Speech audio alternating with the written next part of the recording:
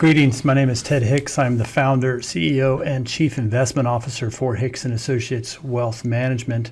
And you might remember that earlier in the year, we collaborated with the Moore County Chamber of Commerce to bring you the annual economic forecast or economic forum, if you will.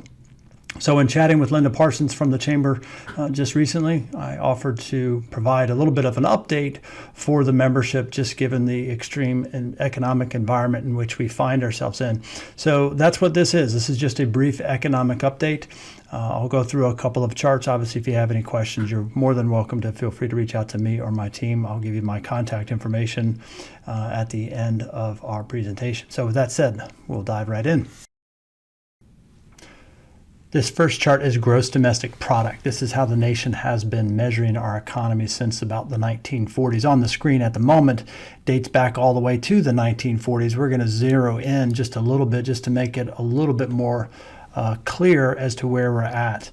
And the first quarter was just printed here recently, where the economy shrunk by 1.4%. Now, historically, the economic textbooks define a recession as 2 consecutive quarters of negative GDP. So that's the textbook definition of a recession. However, if you want to look back all the way at the dot-com crisis and that recession, you can see there was not 2 consecutive quarters of negative GDP. So it stands to be seen whether the National Bureau of Economic Research will eventually call this a recession or not. But so far, we already now have 1 quarter of negative GDP. So let's now talk a little bit about inflation. This is the hot topic of the day. Everybody is feeling it, whether it be at the grocery store or the gas pump. Rents, everything is experiencing inflation.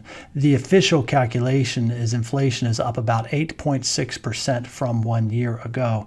And in particular, we want to highlight the fact that that's the highest it's been in like 40 or 42 years. So depending upon your age, you may remember the really high inflationary period of the late 70s and 80s.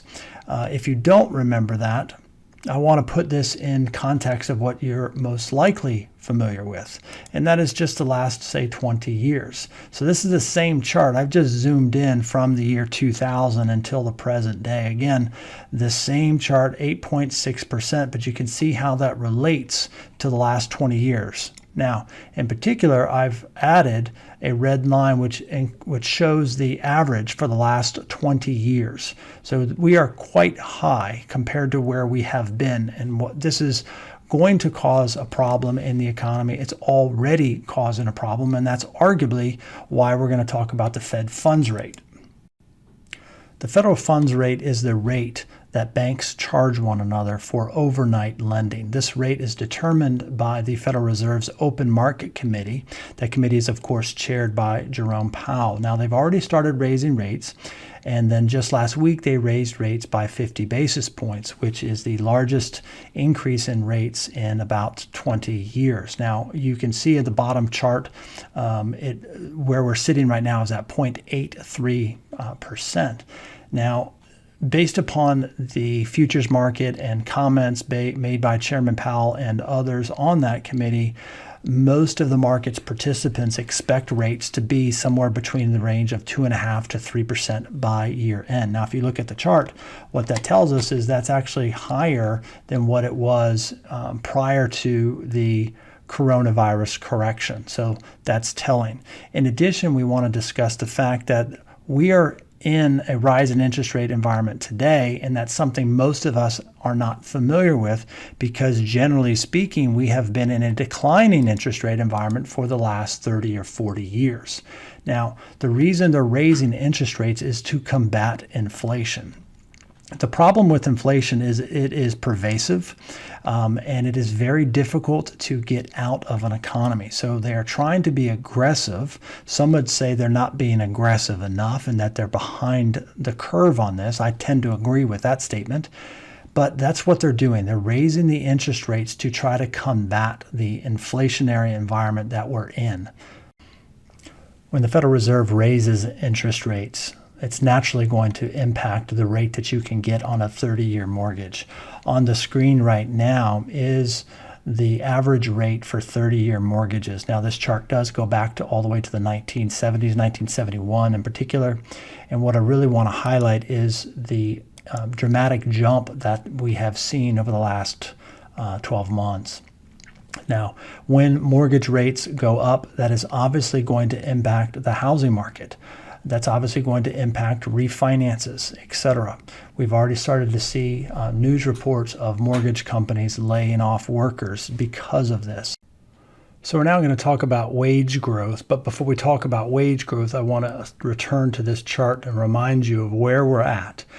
The official inflation figure of 8.6% year-over-year change, very elevated from what we've experienced over the last 20 years and higher than we've seen in the last 40.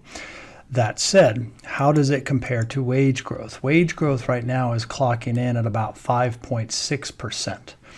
So there's obviously a big difference here because inflation can be temporary. So far it hasn't been. It keeps getting worse, but it can be temporary versus wage growth. Once I give my employees a raise, they tend to want to keep it. So there is a little bit of a difference here, but if the trend continues, we're clearly going to have a problem. If the prices of the goods that you're buying are going up by 8.5%, yet your wages are only going up by 5.5%, you're clearly going to run into a problem. Now, hopefully, you're not spending every dime that you're making. Hopefully, you have some margin in your cash flow. And if you don't, I would encourage you, both for you personally as well as your business, take a look at your spending. So to try to create that margin if you don't already have it. And if you already have it, you might consider trying to find ways to increase that margin, because so far it does not look like the inflationary figures are going to come down as much as we would like. There's also a lot of arguments to suggest that the Federal Reserve has been behind the curve on this, and that even though they raised rates by 50 basis points, which is the most they've raised those rates in 20 years, there's a lot of arguments to say that they should be doing more. So the problem here with wage growth is, as it relates to inflation, is it can become a spiraling effect.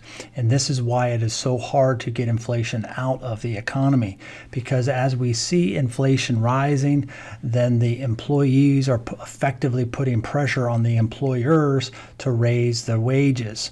As they raise wages, then the bosses, the employers, the companies are tempted or are going to be forced to try to think about, they might have to raise the prices of the goods in which they're selling, which can then very well lead right back into the workers need to get higher wages to pay for the inflationary prices that they're experiencing. So this can easily get out of hand. You might have heard the term yield curve and maybe yield curve inversion. Let's discuss that and why is that important? Well, first of all, what is it?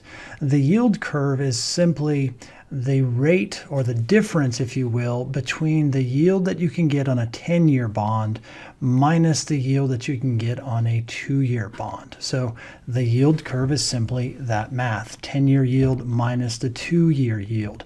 When that number goes negative, the yield curve is said to have been inverted. Now, when you put that on a chart, basically when the yield curve when the differential goes below this black line or the zero line, the yield curve is said to be inverted. Why is that important? It's important because before a recession, the yield curve has a tendency to go negative.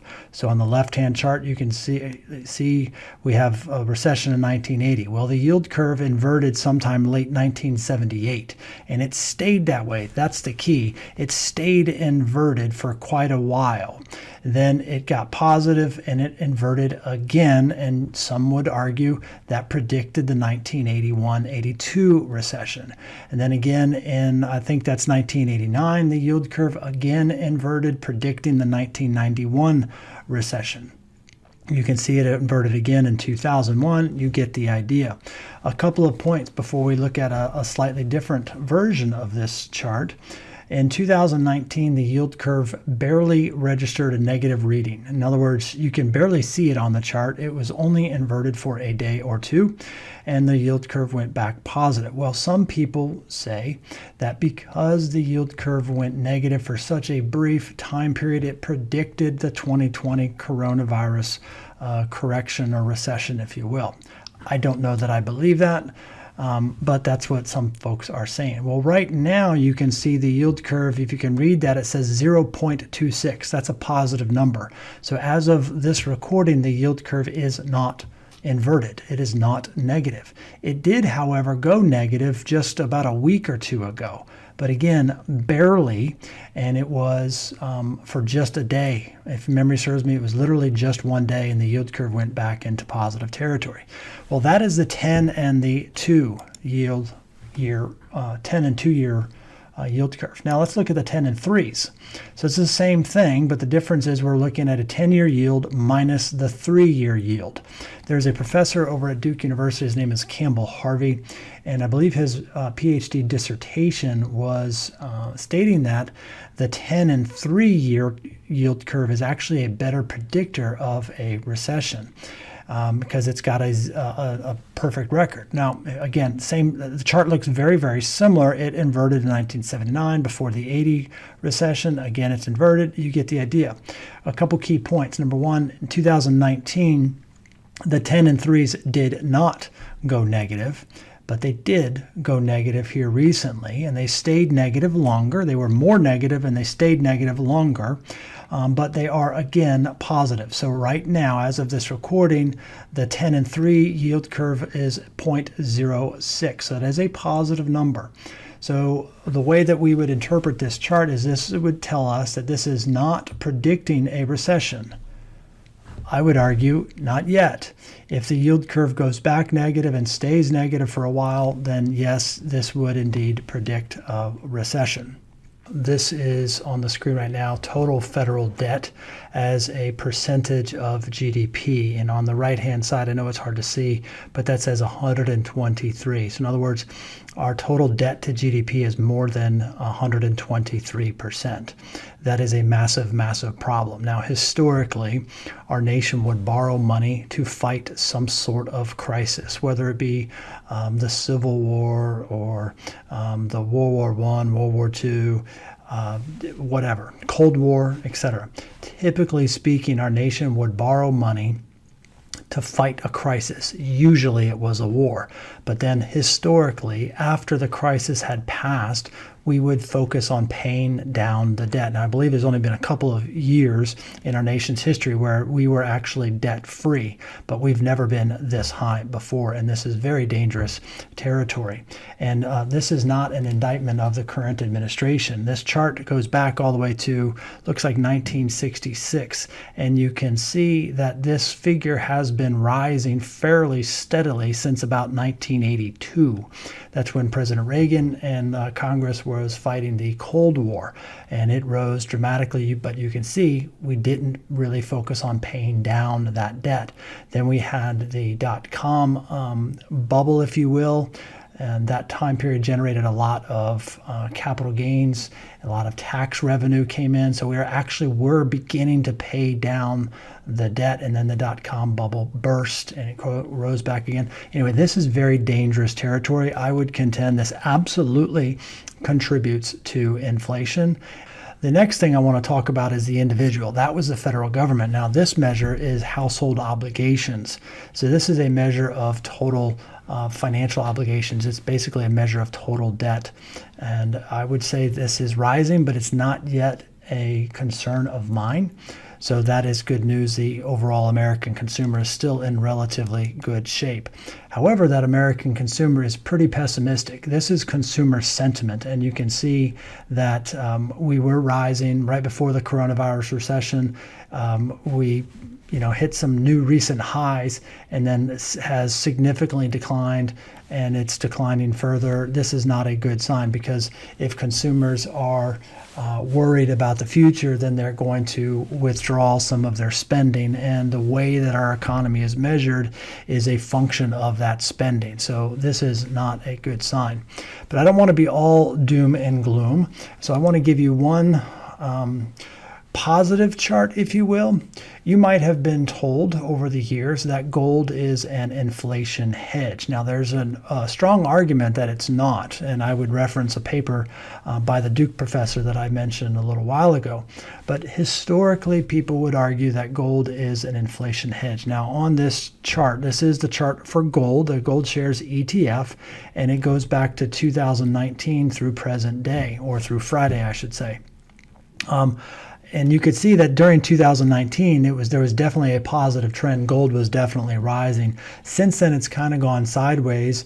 And shortly after the Russia's invasion of Ukraine, gold has kind of corrected a little bit. So this is not really in a positive trend anymore. It's more of a sideways trend. So there is an argument that gold, as well as some of the other base metals, are actually pointing to the fact that inflation may actually be more of a temporary issue. Maybe the Federal Reserve is actually going to get this under control.